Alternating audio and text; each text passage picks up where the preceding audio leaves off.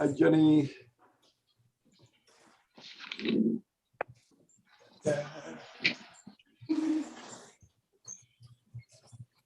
sent an email last night and then again today. But okay. I'm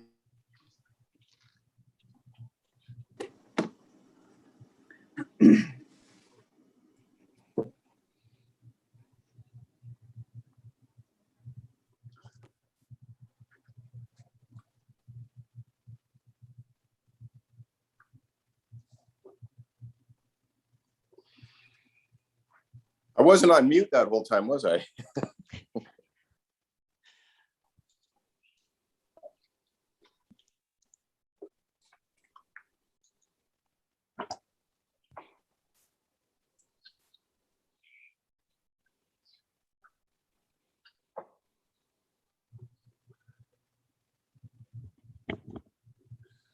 So, Jenny, I have a question for you. Seen that Volkswagen camper there?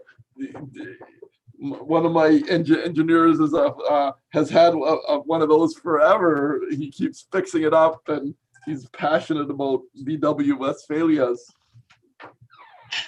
I wish I had one myself, Oh yeah, but oh, that's there it is, eh? that's on my desk. yeah.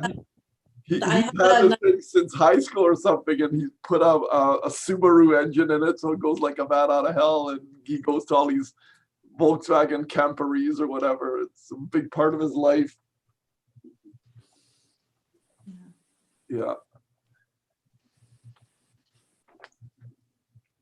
Oh, Carly's on now. Great. Tony, just let you know, I'm having trouble promoting her to a panelist. Oh, no, yeah, that's okay. I think Tim and I can cover it off. And I just wanted her really in the loop to sort of knows what's going on because she's managing the project from our end. So Thank you. yeah, great. So are you going to run a meeting or? Well, actually, Tony, this is a West Coast Committee meeting, so we've got a full agenda listed out, and Phil is the chair. He was here, but we just lost him, so he'll be running the meeting. And there's one presenter before you guys will be doing the presentation, and then yeah. So I think if you sit back, Kelly will probably give you direction on when you guys get to do the presentation. Sounds awesome. Looking forward to it.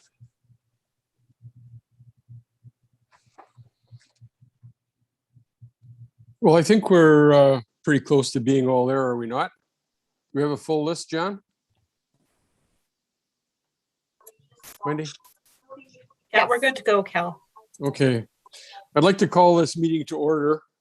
This is the West Coast Committee meeting for August 24th, 2021 at 1:30 p.m. First of all, I'd like to recognize the fact that we are spread out through New Chelmsford territories, the Cluth, the Toquat Nation, and others on the West Coast. This meeting is being recorded and live streamed to YouTube and the regional district website. So we'll be looking to see if there's any questions or comments by people at the end of that. We'll check with Wendy. Item number 2 is the approval of the agenda. Do I have a seconder on this? Mr. Chair, before we resolve to approve the agenda, there is one late item for consideration by the West Coast Committee, and that is staff received an online petition from property owners within the Salmon Beach area opposed to the West Coast Transit Service. So staff are recommending it be approved as a late item under 6A in the agenda package. Thank you for that.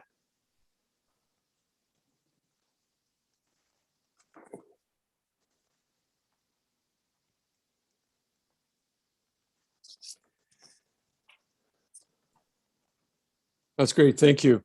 And that document was circulated to the West Coast Committee, and it's also on our website. Very good. Thank you for that. You're welcome.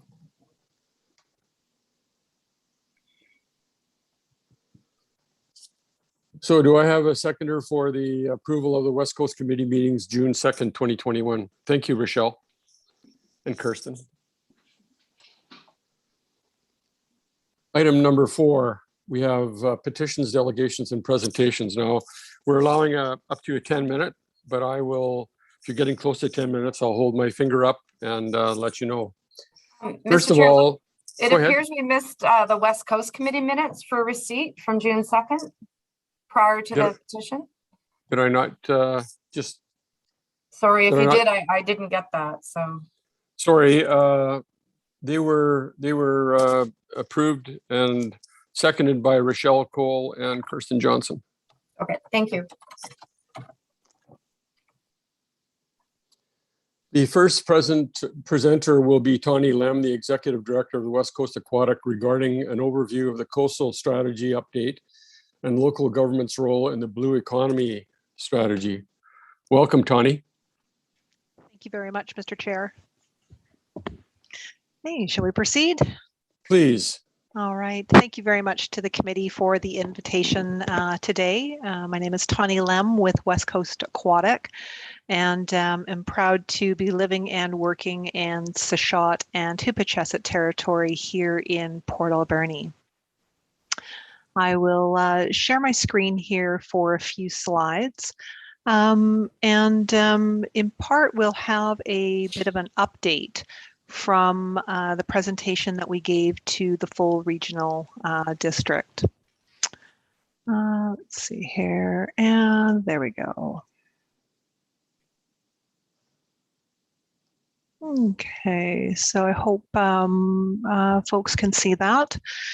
So for those of you who may not be fully familiar, West Coast Aquatic has been here on the west coast of Vancouver Island throughout New Channel territory since 2001 and was formed through a terms of reference that was signed by all 4 levels of government, New Channel, the regional district, the federal and the provincial governments. And the vision at that time was true co-management, so shared decision-making that had been delegated from the federal and provincial government. And as some of you may know, we are not in that position right now. That being said, there is a lot that can be accomplished without authority when groups are working together. And that really is the vision of West Coast Aquatic. So looking at the current membership with seats open to any of the New Channel nations, there's also commercial, indigenous, and sport fisheries, aquaculture, environment, tourism and recreation, marine transportation, forestry, processing, and others. And really what we're looking to find is what are those areas that groups have a common interest in that they couldn't achieve on their own. And one of the things that West Coast Aquatic through the governance board worked really hard on back in 2012 was a document called the Coastal Strategy. And over 700 individuals and groups on the West Coast were interviewed. And through that information, there was a gathering of what is important to people here living on the West Coast. And while there is an aquatic resource focus to this document, we recognize that that links many different jurisdictions. New Channel, of course, regional, federal, and provincial. And the intent of this document, it wasn't that the governance board alone could implement the strategy, but it really became a signal to the other governments, to sectors, community members about where are people interested in finding action that groups could then voluntarily come together and help to implement. And a few of those pieces that were in the coastal strategy included ecological aspects. So things like habitat restoration and protection of threatened species. There was certainly an economic component to it. So making sure that we promoted emerging opportunities here on the West Coast and that we had localized benefits. There was aspects in here on knowledge and skills so that there was local capacity being built. There was components on safe waterways and modern infrastructure, including emergency response. Components on vibrant communities, recreation, and culture. And all of that, looking at a small g governance, if you will, about those relationships that are needed to bring these opportunities together through relationship, partnership, and collaboration. And finally, to make sure that we're monitoring on the coast. Are we achieving the things that we've set out for ourselves? And are we adapting through climate change and other needs? So that was a really quick overview of what's in that coastal strategy document. And it was created 10 years ago. So we've recognized the need to take a look at that again, open that up and come back and engage with communities and individuals on the West Coast to ask that critical question of what is it that we all want to be working on together that we can't individually achieve? And ultimately, how do we create the conditions that allow people, communities, and the environment to flourish? What's interesting about the timing of reopening this coastal strategy is that there's a lot happening on the broader landscape. And those are a few of the pieces that I'd like to bring to you today. When we look federally, there are two key pieces that are being talked about right now. One is the Pacific Salmon Strategy Initiative. And the goals of that federal strategy is to stop the decline of Pacific salmon and to be transforming the fishery.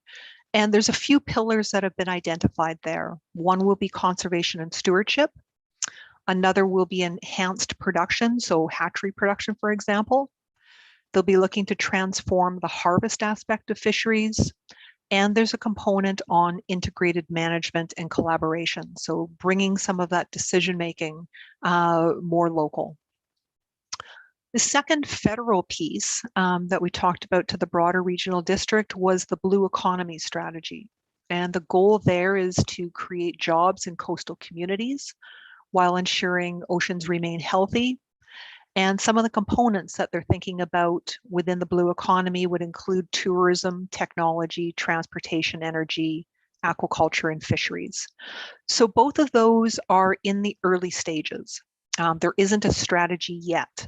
They're looking at engagements to get input on those. At the same time, looking provincially, there are a few pieces here. BC is looking at three particular strategies. One is a coastal marine strategy, looking at protecting coastal habitat while growing coastal communities. They are also engaging on the creation of a watershed security strategy that's associated with a watershed security fund. And they're also looking at a wild salmon population strategy. So 5 strategies across the federal and provincial governments, all of which the governments will be looking to come out to communities to engage on. And what we've said to the governments is that really many of those strategies, in a sense, overlap a little bit, maybe not in jurisdiction, but certainly in topic area. And there needs to be coordination between those. So if 2 levels of government are coming out to communities to engage on 5 different strategies, that can lead to community burnout, and it can also lead to confusion. So we're really encouraging the governments to take a coordinated approach on this. How all of this wraps back into West Coast Aquatics coastal strategy is that in talking to the other levels of government, they recognize that the work that we are planning here on refreshing a strategy for the West Coast can definitely help inform the work that the province and the federal governments are both engaging in. And the work that we do here can then be fed up into those. And ultimately, the goal here is to ensure that all of those strategies have a very strong West Coast voice put into them. So for West Coast Aquatics work, we have started looking at what other groups have already done. We don't want to be reinventing the wheel. We know that there are land use plans and marine use plans that have been done across the West Coast. different groups with economic development plans and organizational visioning. So we're pulling all of those together to say, what have people already said? We'll then be planning some in community engagements. We can do those ranging from community open houses to targeted focus groups to individual one-on-ones, depending on people's interests and needs. And to pull that into a refreshed strategy that all groups on the west coast of Vancouver Island can utilize as they wish, but also to act as a written documentation of what's important to our communities that we can then feed up into the larger provincial and federal strategies. And ultimately, when it comes back to West Coast Aquatic and the governance board, we'll be taking a look at that strategy to say, what structures are needed to bring that strategy to life? Do we need to bring new representation into the governance board? Are there changes that are needed to the terms of reference? So working with New Channel and the other communities to refresh that board to make sure that it is relevant in a way that respects Indigenous rights, the authorities of all levels of government, but helps us create and collaborate here on the West Coast.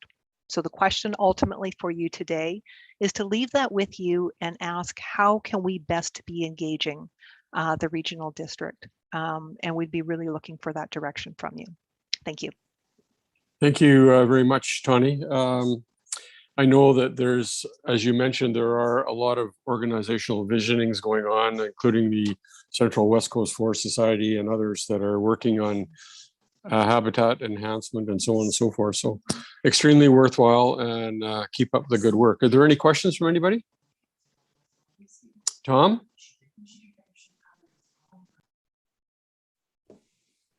Thank you, Tawny. Appreciate once again the presentation. I think I might be able to help you pretty soon with it if it comes to that. I did have interesting that in terms of the coastal refresh strategy and the obviously the engagement process and the building on the foundation that's already been created by the strategy a decade ago. I'm just curious in terms of, is there anything right now in moving in that engagement process?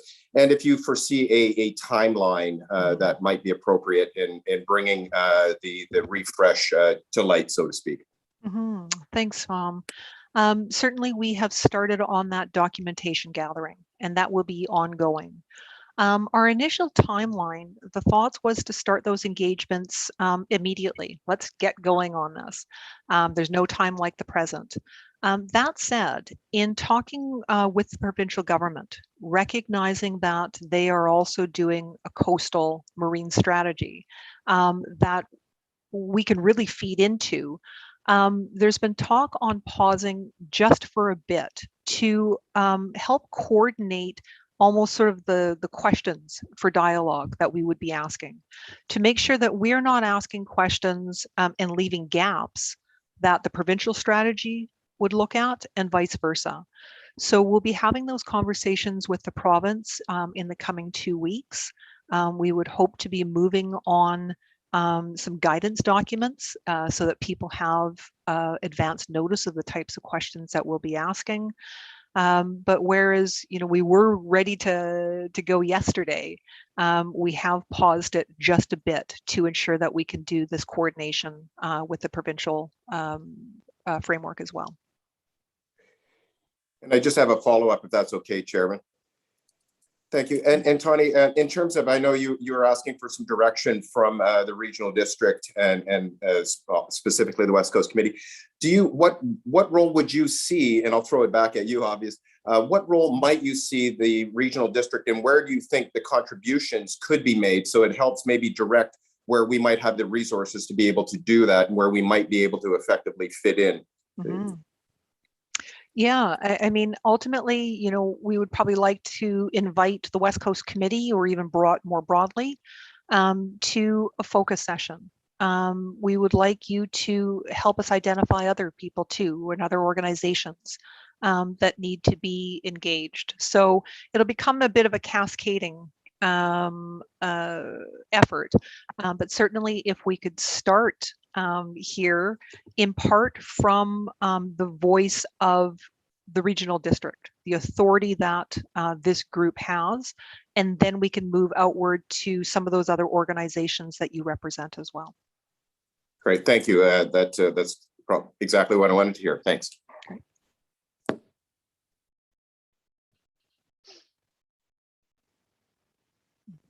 You're muted still, Cal. Yeah, thanks for that. Again, Tony, it's excellent information. Thank you. Any other questions from anybody? No? All right, seeing none, thank you. Next, we have Tim Weaver, founder of Weaver Technical, and Tony Sperling, President, Sperling Hansen Associated, Inc., regarding the planned upgrades to the West Coast landfill leachate system. Please go ahead, Tony. Great. Yeah, thank you for inviting us to the board meeting today. And I think the presentation by Tony our thing sort of segues very nicely to what the objective of this project is to essentially try and clean up the discharge of leachate from the landfill and get some really productive treatment going. Sperling Hansen Associates has been retained to basically engineer the site long-term, develop some long-term plans for operating the site in a safe manner. And we've retained Tim Weaver from Weaver Tech, who are recognized as a very strong company in leachate treatment, to help us in that component of the project. And so I'd like to turn the mic over to Tim to sort of outline the plan strategy, so we can sort of give you a glimpse of what's being proposed and give you an opportunity to sort of comment and ask questions from on the project. So I'll turn it over to Tim here, and we'll share our screen here and run through a quick PowerPoint on that. So there we go. All right. So yeah, when we first started working with the district on concepts, we explored biological treatment as a viable option. Currently, there's a system in place that does rely heavily on some biological aspects, but that system definitely it has room for improvement and could be modernized. I think it was installed in somewhere around the early 2000s. So, but we're seeing essentially some undigested effluent, I'll call it, breaking through the system, and debatably may or not be causing impacts to the creek that is the receiving environment, so to speak. But to mitigate any risks, this project has climbed up the ladder of important projects, I think, on the district's plate. And so what we did is we looked at the climate, the constituents of the leachate, and we came up with a concept that we are exploring with the district. So I'll go through it now. First, kind of starting off, what's in the leachate? One benefit that we have on the West Coast is, there's a lot of dilution that happens, naturally. So if we compared the leachate from this municipal landfill to other leachates, we actually find it's quite low strength. Having said that, it's not necessarily, no one wants to swim in it or drink it unless it's been treated, right? So if you look at kind of this list of things that we would find in this leachate, we see that it doesn't have a lot of biochemical oxygen demand, which is basically a measurement of how much oxygen something consumes when it just sits there in an incubated chamber.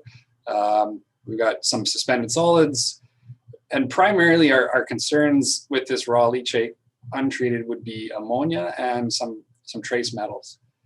There's other things that could be present. Haven't really specifically tested for all these, but I think some of these have been tested. They've been mostly non-detect, but they could be present. So that's kind of what you're dealing with. And in terms of what we want to treat this leachate, federally we're required that anything that's discharged to an environment containing fish must pass an acute toxicity test with rainbow trout. And that's a standard test with juvenile fish. And they have to live in it for 96 hours. That's a federal baseline requirement for provincial permits as an agreement between the feds and the province, or all provinces. That's a minimum requirement.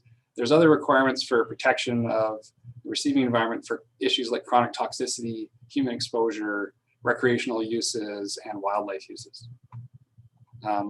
So just looking at what kinds of targets would we establish in a design, I guess, hold on a second here. Yeah.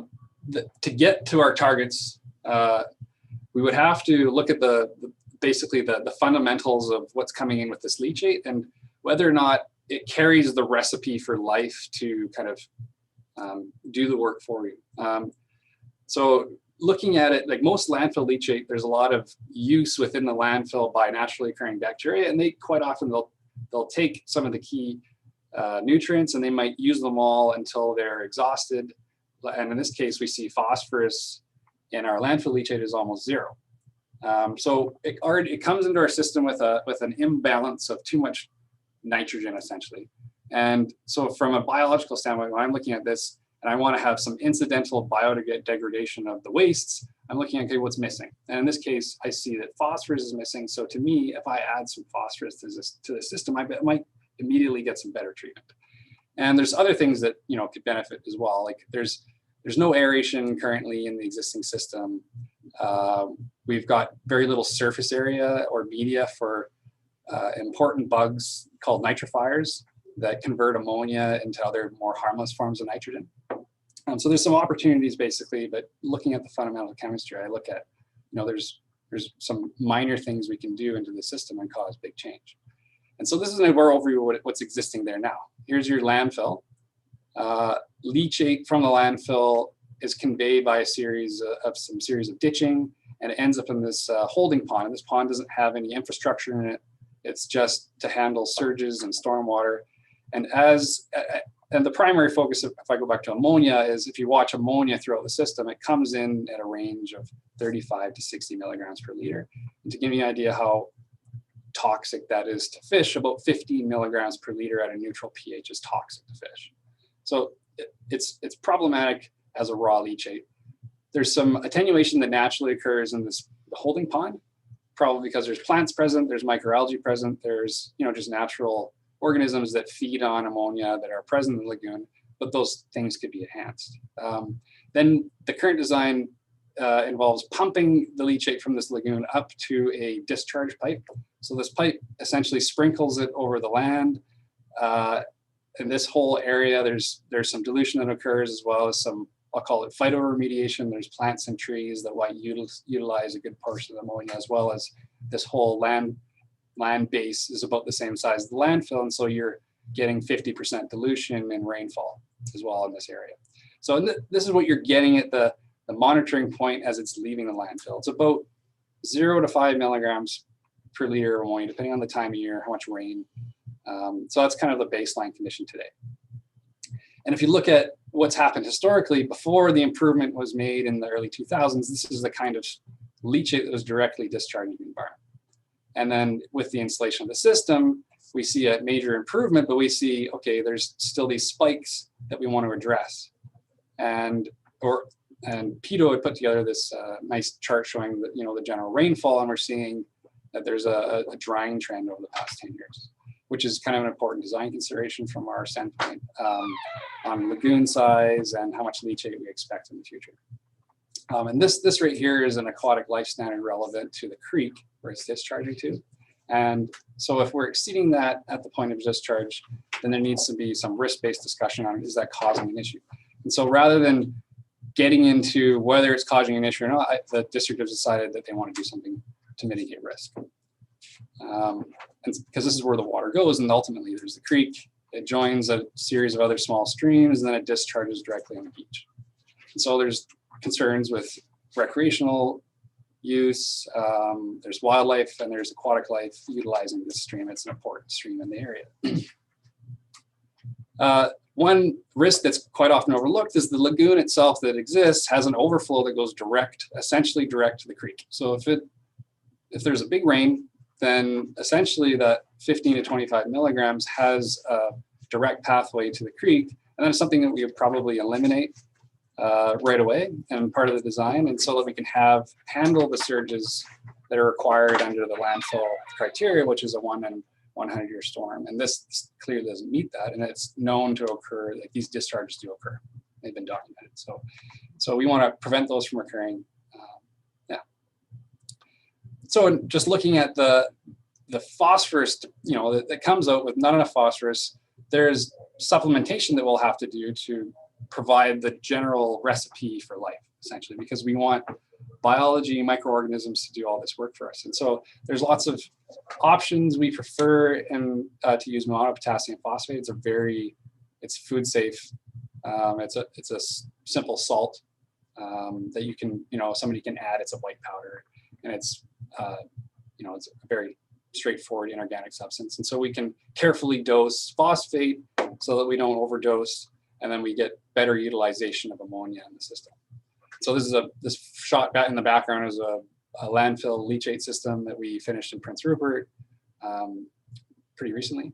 And so what we want to do too is make it very simple and straightforward, because clearly we could easily go out and buy a wastewater treatment plant that costs $10 million and it's automated, but that's not really necessary when you have, the space for a biological system. So what I typically do when I design these is mirror aquaculture, because there's no premium price tag attached to that. Everything is very simple.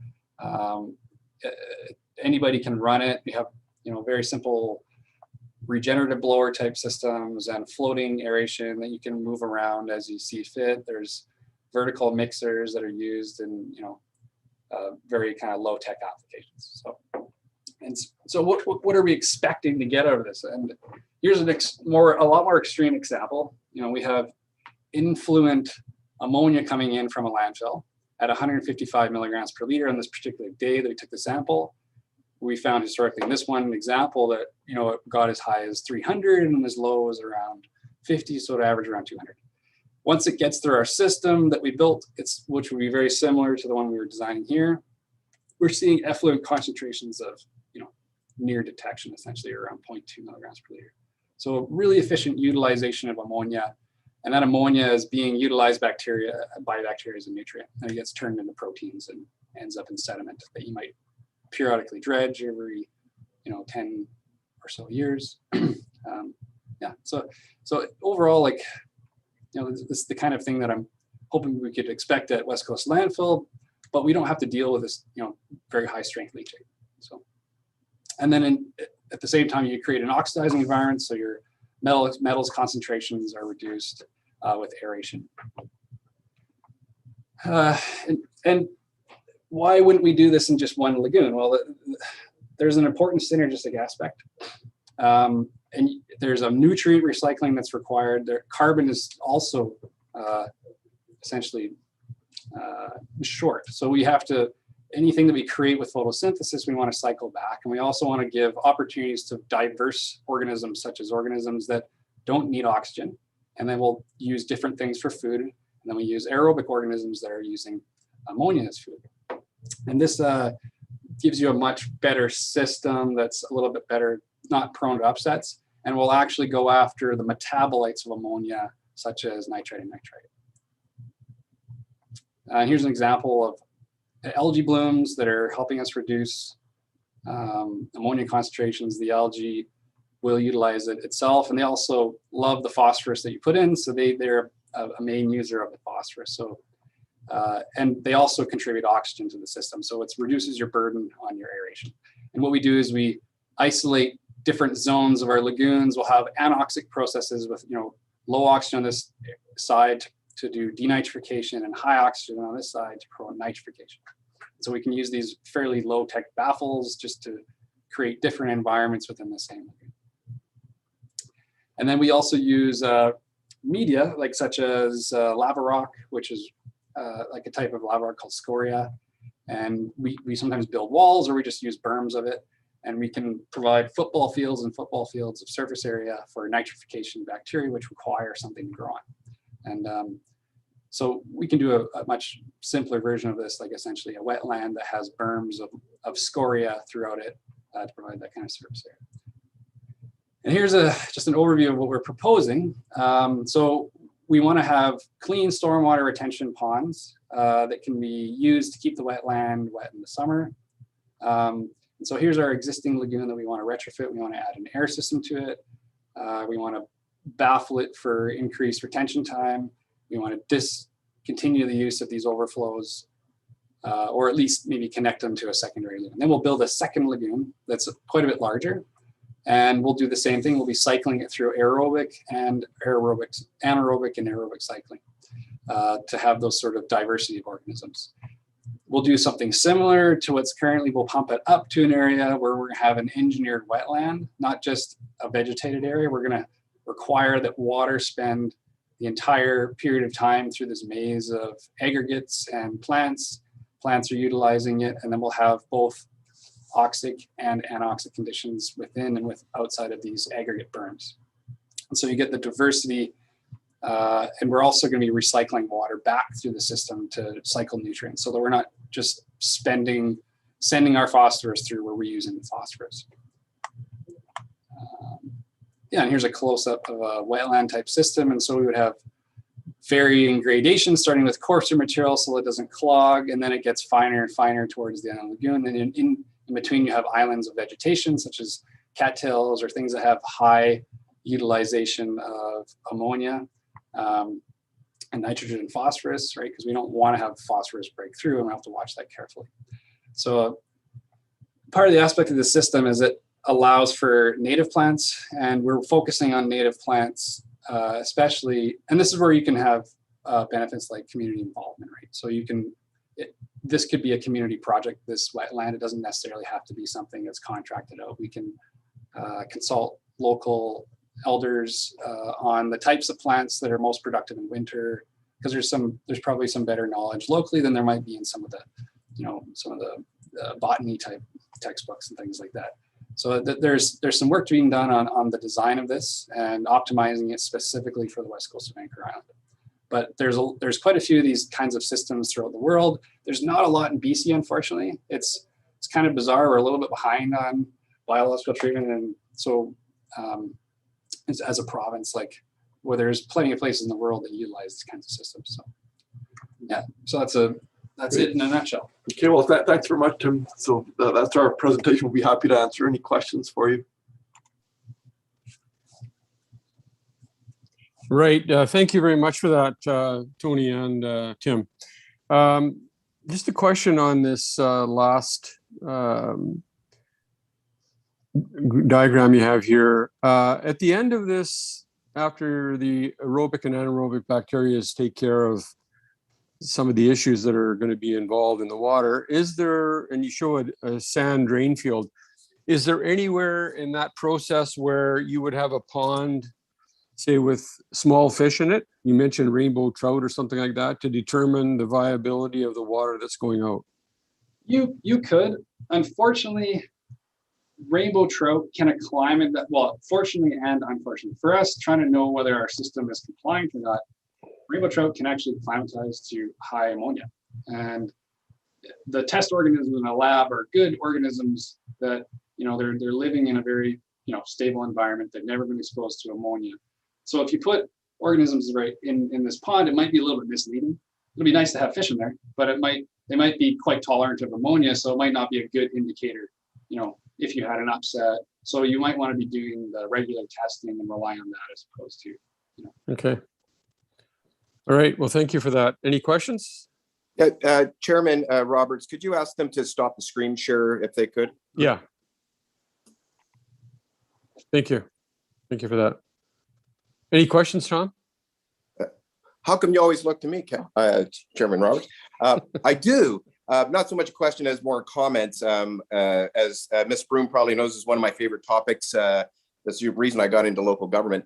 Really interesting, my father-in-law is a chemist and I have a biology background, and his first quote to me after we talked about this project was, he said, Tom, the reality is dilution is the solution to pollution. We respectfully disagreed with each other, but I really wanted to thank you for that presentation. It is super informative. And what and rather than the technical questions, I just wanted to really comment on your last comment on the collaborative approach about seeking input from the West Coast, specifically around those areas where that local and regional knowledge may have significant benefits, as opposed to, as you say, getting it from a textbook. So I really appreciate that you coming forward with that suggestion, and I think you would be highly taken up on that at the local level. So thank you very much once again. Our pleasure. Thank you. Yes, thank you very much. Moving along. Item 5, correspondence for information. There are 2 groups of letters, Tofino Ratepayers Association newsletter of August 4th, 2021, and the use of airport lands for the purpose of growing Christmas trees. Are there any comments from anybody with regards to either of those? Seeing nothing. We'll move along to request for decisions and bylaws. Item 6A, and there is a late item attached to that, and that was a document from the Salmon Beach Committee on the Salmon Beach Transit Tax. So the request was received the report and resolved that no amendments to be considered. My issue with this is that I think that it should actually go to the board. I'm not totally in favor of this. I think that there are some issues in Area C, not just including Salmon Beach, but there are others too that were mentioned, I believe, in the previous letter.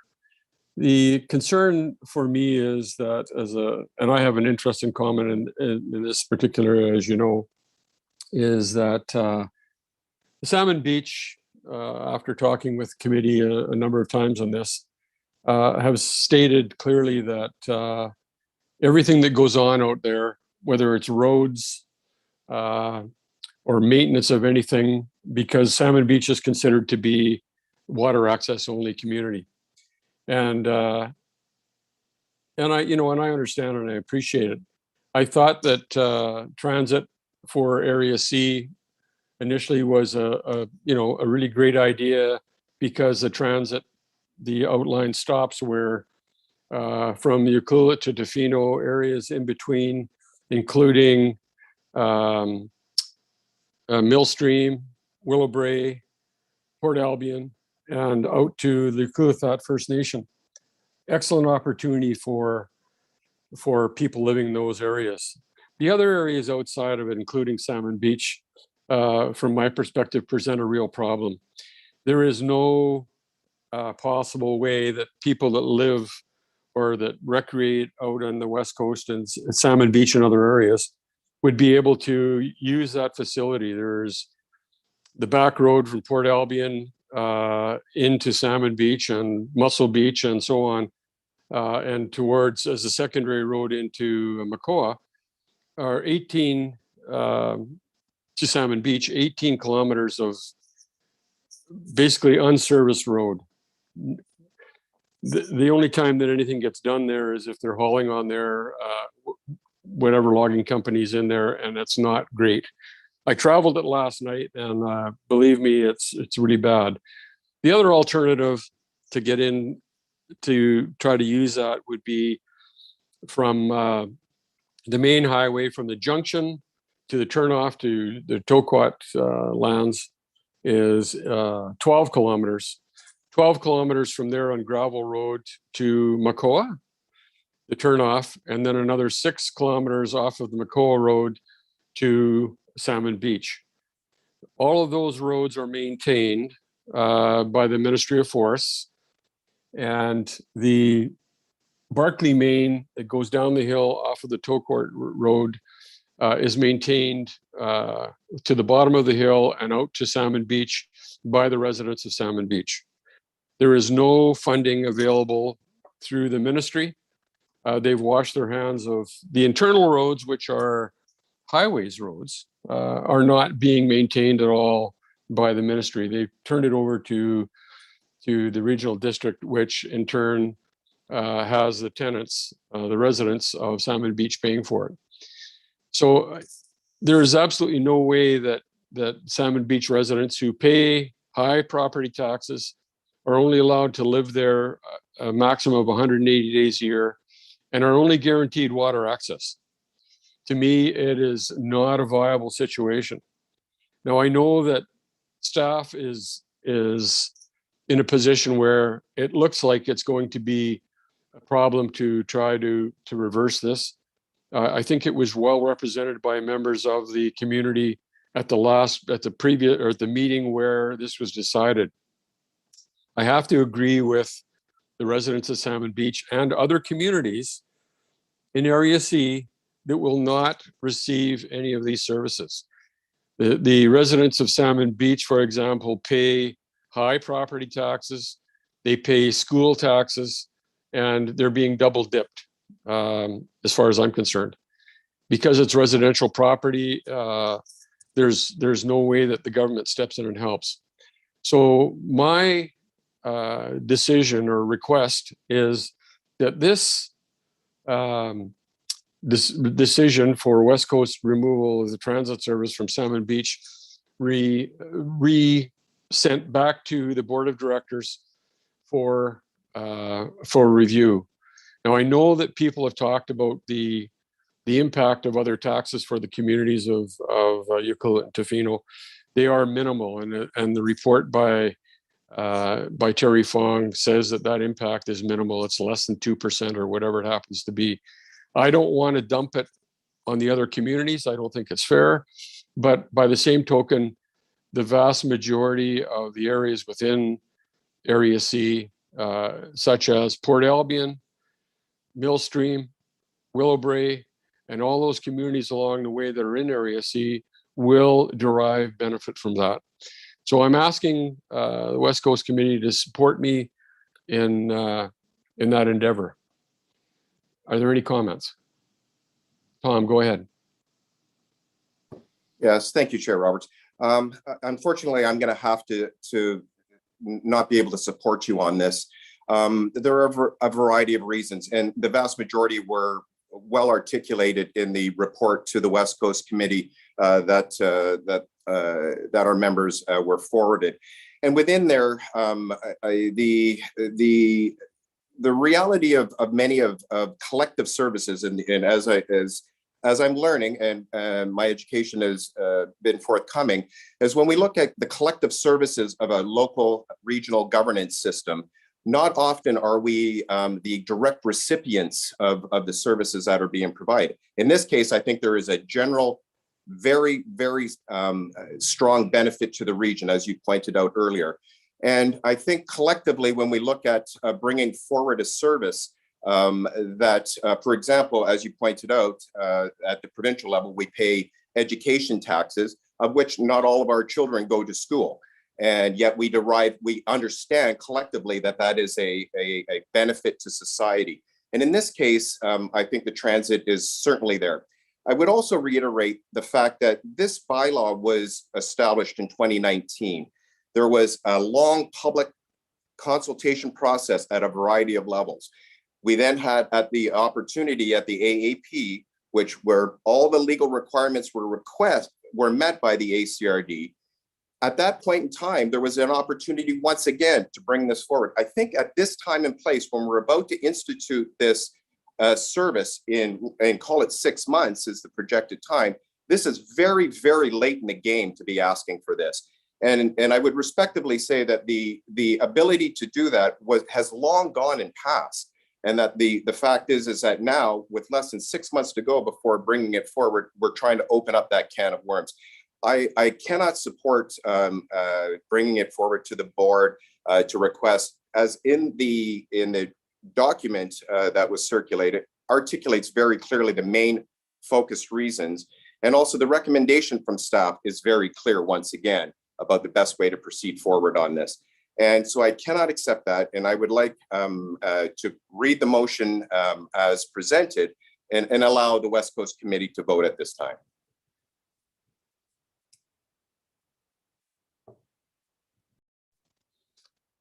Yeah, fair enough.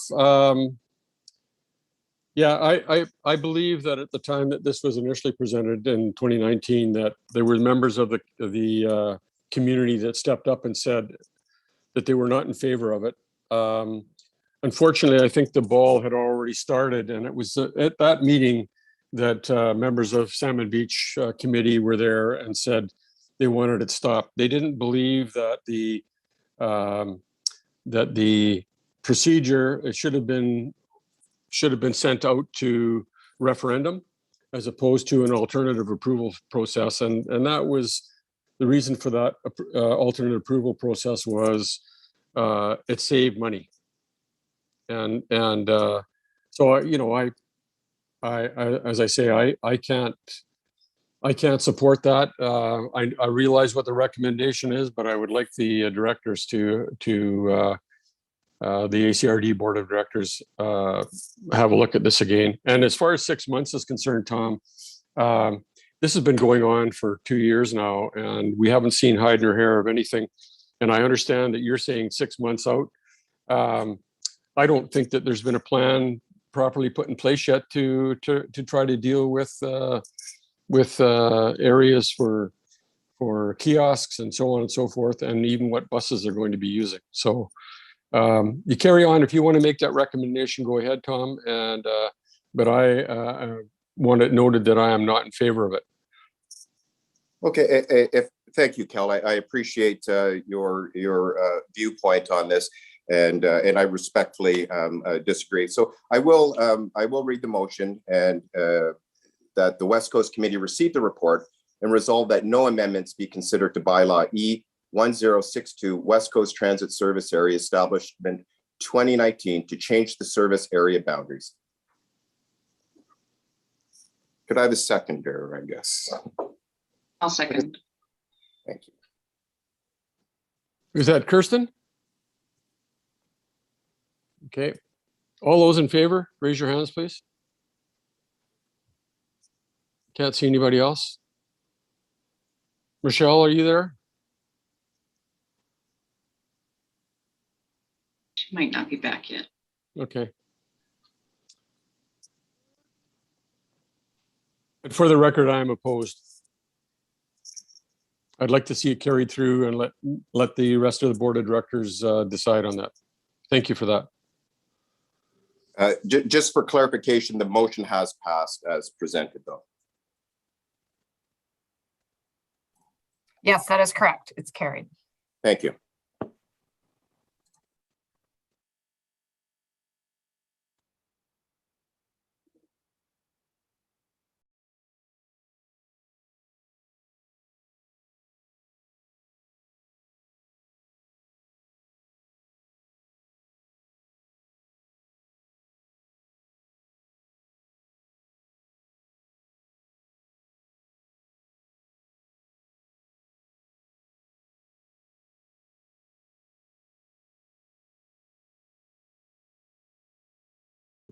Oh, you're muted again.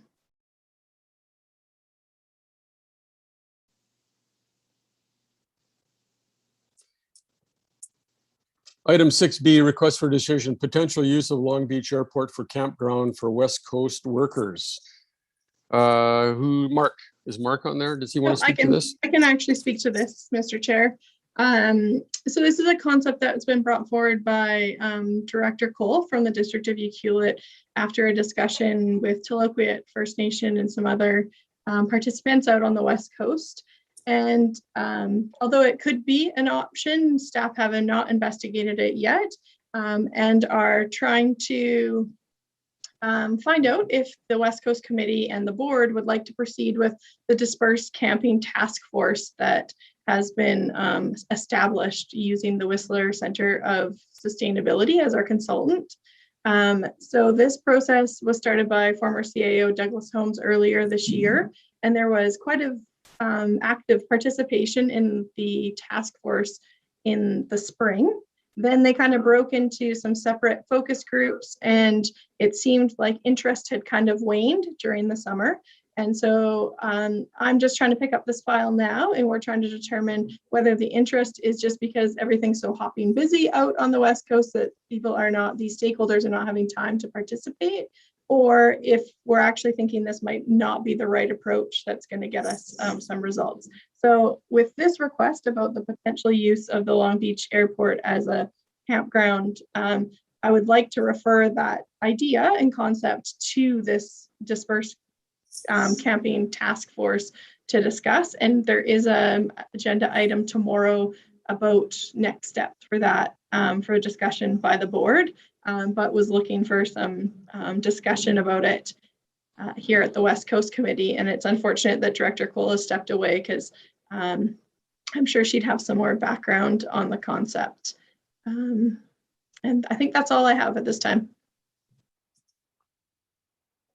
Yeah, thanks for that, Terry. I just want to reconfirm that this development of a campground at the Long Beach Airport was for West Coast workers only, not for people dropping in. So that is definitely their concept. I know that when we've initially kind of thought about it, we're like, there's going to need to be some investigation in terms of like actual use. Do we have the actual services out there? Does this end up looking like giving advantage to a business, because that's prohibited under the Local Government Act? So there's a whole lot of steps involved. I believe that is Director Cole's suggestion, is that it would be established for workers only. But again, at this point, it's just a concept. Thank you for that. Tom, go ahead. Thank you, Chair. Thank you, Chair. Yeah, I took the liberty of speaking with Director Cole earlier on this, as well as I reached out to the Tofino Housing Corporation's Executive Director, Ian Scott, just to get some ideas around what the concept and the exploration of that might look like. And I know that kind of the direction that you're looking for right now is whether we proceed almost unilaterally on this specific one, or maybe to refer it up to that task force to further investigate. And subsequent to that, I suspect that there would be some financial obligations that might come forward to help in the exploration of that potential concept. My feeling is that you have already pointed out some of the possible concerns that might be brought forward with a worker specific, but we can certainly, I think the idea of looking at a feasibility of creating in essence, a municipal campground that may be able to service a segment of the population is one definitely worth looking at for a variety of reasons that I think has a general impact on the region as a whole. And so I don't know that the best solution is to bring it up to that task force. And my fear would be maybe that it would be lost in the ether, so to speak. But at the same time, I would have a question for you. If we were to look at doing that independently as something as a service that the ACRD might be looking at providing on the West Coast, would you be looking at, and I think you alluded to it in part of the report, is you were certainly recognizing staff capacity is limited, and that you may need you will need consultation, because this is complex in and of itself and time requirements. And that in my broaching this out to some of the constituents in the area, the District of Tofino and Ucluelet, I happen to be talking with them, and that there would be the potential for a funding of that feasibility through a variety of mechanisms, speaking with our Director of Finance, as well as possibly, I believe the potential, there is some COVID relief money that is left over. I know many people are competing for it. But if the board or the committee, sorry, felt that we could go unilaterally with this concept, that there may be the potential to fund it independently, so that we maybe are able to move on this particular idea a little more expediently than bringing it up to the task force. So maybe I might look to you to, or I see Jenny just clicked in, to see if maybe I could get a little direction of what might be feasible from staffing perspective, and then maybe throw it back out to the committee. Yeah, if you guys are definitely wanting to look at this more quickly, we definitely could do that. I know that we've had some emails back and forth of kind of the things that are just all popping up on Planning's brain, Mark from the airport, Jenny, all these different avenues. So we could kind of just do a quick report for the September 8th board meeting, just to kind of give you an idea of what the things that we would have to investigate would be. Not doing the investigation, but just give you a more clear picture of what we think is going to be involved. And then we might be able to give you a little bit more direction. I think the number one thing is going to be servicing these units. never mind all the management of it and that sort of part of it. And so that might be an easier way of doing it instead of us just going off the top of our heads today. But as you mentioned, I see both Jenny and Mark have popped up. So I think they probably got something to say as well. I'm Yep. sure Mark Fortune has some comments because he also has a report to speak about some contamination on the site that we need to speak to. So the airport lands and the Long Beach Airport has a lot of potential. There's a lot of land there, and we're working on a lot of different plans to look at that. One of the objectives that we stated at one of the previous West Coast committees is that we really do want to look at what the opportunities are there for a number of reasons. One of them is not only like all of the opportunities that may be available to business or housing requirements, things like that, but even for the airport itself, to find a way that it can be less of a tax burden and be more self-funding. So in looking at that, we really need to start at a very high level. And to date, we have a draft land use plan that has not yet been adopted. And there's a lot of other really fundamental pieces that we're working on. So we are working through getting a servicing plan for the entire airport to look at what we would need to do to meet the water, wastewater, and road servicing needs. And it's complicated when it's an airport because we also have sort of airside versus just non-airside. So a lot of those issues. We're also, the other big issue with the airport is a lot of contamination. So we're just digging through that and started on basically the stage 1 contamination and what properties actually may or may not be able to be used because we have a lot of contamination, what the cost implications of that are. We absolutely do want to look at all of the opportunities that this mutual property, basically, this is a great asset for the region as far as it being an airport, but then it also having a lot of lands. It's just that a lot of these components are going to take time. And so we are coming up with a strategy and working on things. I worry about the timeline, and I'm not even sure that September 8th, we would have enough time to come back with. We want to give valuable information so that there can be a good decision made. I think specifically this request was looking at the Hazelton, or at the lease site that Hazelton leases, which is leased until the end of the year. There's some challenges with that site in itself, but that is one specific issue that we're looking at, and I think we maybe need to look at this in a broader manner.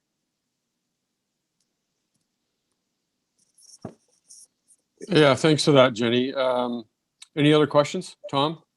Yeah, just maybe a follow-up in terms of that, the time frame. And my understanding, and that maybe I look to Mr. Fortune as the Hazelwood site, which came to mind, obviously, because there is servicing into there, and I don't know any of the other implications about contamination and stuff.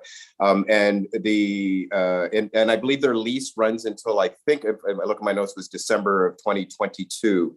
I'm not 100% sure on the time frame, but so in my mind's eye, that this was not something, if that was the site identified as a potential area, that we were in no immediate rush, that the understanding that that even servicing for 2022 wouldn't be realistic.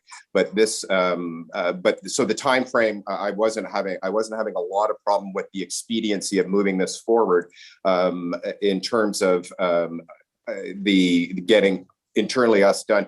My expediency was, if it goes up to the task force, that because there may be a variety of strategies and solutions, it might get diluted in terms of putting the emphasis on it. Whereas if we went directly here, I know that there's a set of resources and we might be able to fund someone else to help take that burden and load off. So that was kind of the time frame expediency issue on there. And in terms of I appreciate the overall strategy, and this would certainly have to fit into that. And I know this is being thrown at like a dart being thrown into the big mix, and we want to start with the big vision and see if it fits into there. And if it doesn't, it doesn't. But if there's the potential, I would certainly like to have that explored, but I understand making sure that we have that overall framework in place before we start throwing those darts at it. I do appreciate that, and maybe I'll throw it out to the committee as well. I don't want to dominate this, but I did take the opportunity to discuss it with a variety of people in the region. So thank you, Jenny.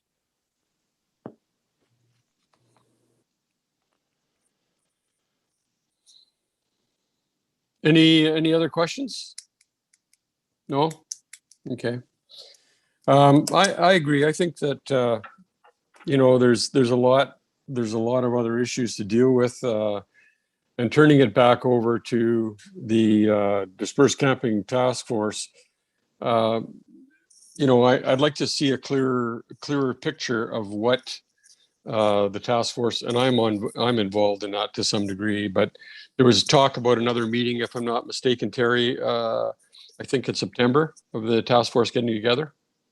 What we're trying to figure out. So they've kind of given us a report of what they've done to date. And so tomorrow at the board level, we'll discuss whether you guys want to keep going with that project and meet again to decide if you're going to continue. What do we want to do next with that? So the consultants are definitely feeling like a little bit of interest was lost in it. But again, they also recognize that everyone's dealing with this issue on the ground. And so they're feeling like they think that's only because of the timing, and that maybe over the winter, that's the time for us to develop a strategy for next year.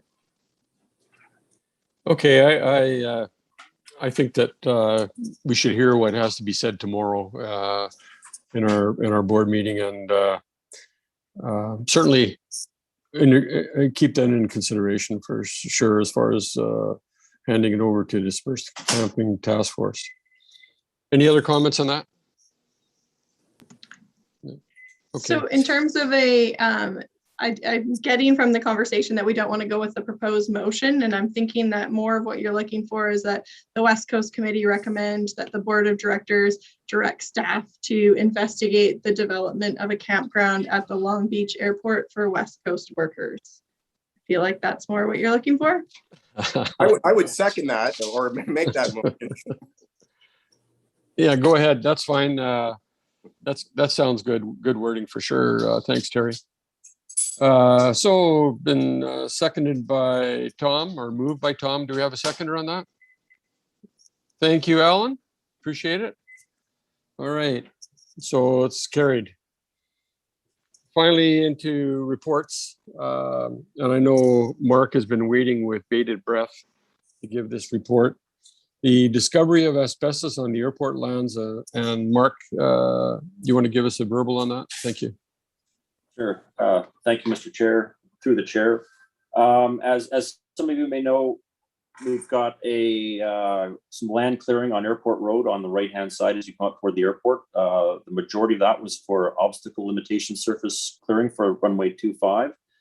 At the time, though, we were also looking for development opportunities, and the clearing that took place basically cleared off half of an old military army camp that was constructed during World War II to defend the airfield from the Japanese. We actually cleared that whole network off and stumped and grubbed it. Reason being was there was a road network underneath the foliage that we could reutilize for lease development at a very low cost to us. In the process of doing that, we discovered some white fibrous material that looked an awful lot like asbestos.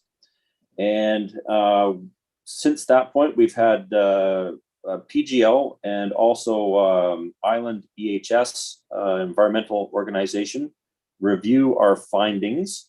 And it appears that the material in question is asbestos. It's called crystallite.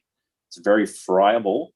It was used as boiler lagging between the 40s and the 50s. So it fits in quite nicely with when the military occupied the site. We had a potential lease holding for one of those large lots, which we've had to put on hold while this asbestos investigation has gone forward. We've now finished our initial identification, and we do have asbestos confirmed crystallite process or friable components on the ground in a certain area. And we're now at the point where we'd have to do a larger investigation to find out the scope of the contamination on that site. We've also engaged Transport Canada, their environmental department, asking them to come to the table and assist us with this. And to date, they have not been forthcoming with any assistance. stating basically that the site was remediated back in 2000 and they've never had to return to a site that they ever remediated. In this case, we're stating that we have found contamination, asbestos, which is actually within their transfer documentation, that was pre-existing before the date of transfer. So that asbestos was on site prior to us taking the airport over. The reason we know that is some of the root balls and stumps that we've pulled out of the ground have asbestos fibers and mats under the root mat. So if you're pulling up an 80-year-old tree, good chance that asbestos has been on the ground, since the late 40s or mid 40s. Our next step on that, as I said, would be a scoping exercise, which would be approximately $40,000. We can't move forward with that until we have written consent by Her Majesty and partners. Otherwise, we will be flipping the whole bill. So we're at a point right now where we may need some political intervention to get the wheels turning from the federal government to come in and partner with this, because this is their contamination, nothing that we have put on the site since taking over the site, and they should be held responsible for it. In short, it's taken that large area that we have set up for potential lease, and we have leases on hold until such time as we can actually ascertain the extent of the contamination and the cost to clean it up. Dealing with EHS, Island EHS, they were figuring that the site, even if it's contained to a small area, we're looking between 6 and 7 figures to have that particular site cleaned of asbestos, well beyond any kind of budgetary control we have.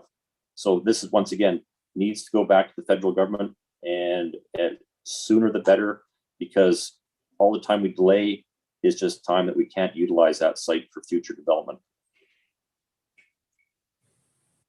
Open for questions.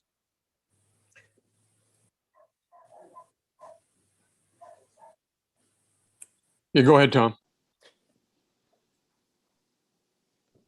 Thank you, Chair Roberts. Thank you, Mr. Fortune. Clearly this is a federal government responsibility and outside the scope of the regional district. I'm just wondering if staff have any, we happen to have a member of parliament, I don't know if anyone noticed, but there is a federal election that's been called. And timing probably isn't great, but is there, would there be any suggestions from staff as to the most appropriate way of moving that responsibility of the federal government, how we can expedite that, and what would be the most appropriate mechanism for doing that? So we have kind of done it from the one approach, doesn't seem to be working. One other approach that I've thought of is, so this asset retirement obligation that I've been educating the board on for the last couple of years is actually going to be a requirement of the federal government as well. So we're going to try from the finance end of things to see if we can find out, they must have a group of people that are responsible for identifying these obligations from that end. So we're going to try it from that avenue. And then staff, I think, agree that it is a challenging time with an election just being called. But we were hoping this was going to get resolved from a staff end, but I think it is time for us to reach out and use our resources to try to give a little bit of political pressure on this one. So I think, Jenny, the plan was it will come back with a plan for them? Yes. We are trying to exhaust the staff level to be courteous to our colleagues in the federal government, because we all know how frustrating life is and how challenging it is. So we are continuing to provide more information and continue to ask and poke. And so we're going to wait a little bit longer, and then we are expecting to come to the board probably with a letter that we'll be asking for a signature from the chair. Thank you.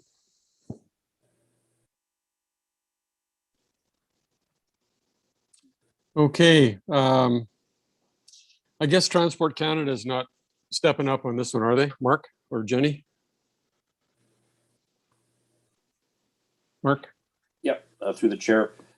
Transport Canada Environmental Department has been notified. That's our primary contact with this kind of issue.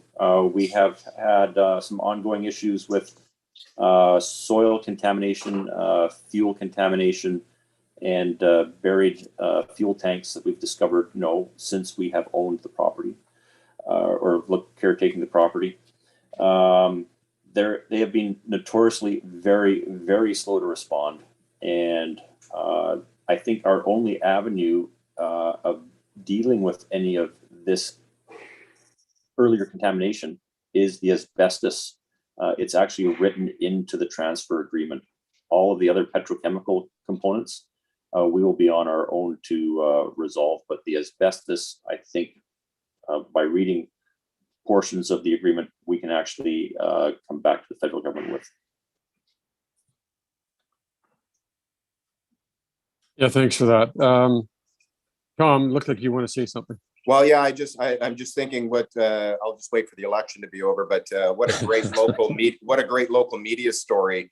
Asbestos on these lands, and the federal government's doing nothing about it. Anyways, it would be certainly an interesting story from a media standpoint, I would think. Not that we want to go there immediately, but. Okay, thank you for that. Any other questions or comments from anybody? I'm not seeing anything. Okay, thank you, Mark, for that. And I think the West Coast Landfill Leachate Preliminary Design Report, I think that's on Jenny's table. So thanks, Jenny. Thank you, Mr. Chair. As detailed in the presentation, we wanted to bring on our technical experts. We're pretty excited about moving forward with the leachate treatment. As they mentioned, the leachate can be perceived from their perspective. They're helping a lot of other landfills deal with their leachate, and they look at us and they say, well, it's not as strong. It's not, this isn't being mandated from us externally. But our objectives in managing this landfill is to ensure that all of the landfill effects are maintained on site so that we are treating everything effectively and having no impact on the external environment. We know that we have support from the committee and from the board through our previous meetings on this. And so this is this next step. So now that we've completed the preliminary design, we have met with the Ministry of Environment and had a preliminary meeting. Again, they're supportive that we're being proactive about this. And they're going to be providing us with details on what do they want us to run before and after to ensure as far as tests and requirements for them. We're shooting to meet the 2016 landfill criteria as well as our current operating certificate, which we're looking to get an amendment for, but we want to work with them in case there's any impending changes, and so that we're planning for a system that will meet not just the current regulations, but potential future changes. Unfortunately, there is potentially a slow timeline for this, but we just take it step by step and move forward. They've talked about potential additional consultation requirements. We've been doing our best to work through the channels that we have. We've got a West Coast working, sort of solid waste working group. We've consulted with, shown them the plan. We've worked with the Parks Management Group, presented the plan to them as well, and now as well to the West Coast Committee. And so we'll continue to do consultation to make sure people are on board. We realize this is mostly a positive story as we're improving things, but it is important to get the community involvement as much as possible. Financially, we know that we will not have enough money in our reserves to fund this, and we are currently doing the upgrades for the organics facility and the tipping area upgrades. So as we are finishing up the detailed design, we will get better costing on what that's looking like and how much of our reserve and grant money will pay for that, which will affect our reserves. With this, we will be able to do a loan authorization bylaw because this isn't a sort of an authorized expense under our solid waste management plan, because even in 2007, when we completed our plan, one of these issues, this was sort of brought up as an item to address. So we will be able to get ministry authority to move forward with that. But we do want to know what that looks like as far as finances go. So with the next step, we will be looking at basically working on a detailed design and working with the ministry on meeting their requirements. We don't have exact details on timeline, but I'm hoping that within 2 years. We do have large capital works going on with the organics upgrades anyhow, so it's not it's not a terrible thing that, you know, we unfold, basically do the organics upgrade, the tipping fee our tipping area upgrades, and then we can work on the leachate upgrades. Otherwise, our workload becomes a little unmanageable anyhow. So I think as far as the plan goes, we're just going to keep moving forward step by step on this project.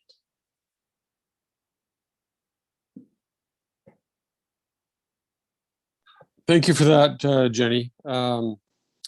Yeah, it's a slow process, I understand. At any rate, any other comments from anybody? Oh, Mr. Steer. You're shocked. But I just wanted to extend out the appreciation for the approach, Jenny, that your department has taken on this, and obviously with the support of the committee and the board. And you answered my questions about timeframes and the usual questions. And I just wanted to reiterate we think your approach, well, I'll speak for myself. The approach that is being taken is one of prudence, and it is the right direction. So thank you very much. Thanks for that. So, motion that the West Coast Committee receive reports A and B for information. Thank you, Kirsten. All those in favor? Thanks. Carried. Is there any other late business, Wendy, other than the 6A that was the Salmon Beach transit tax?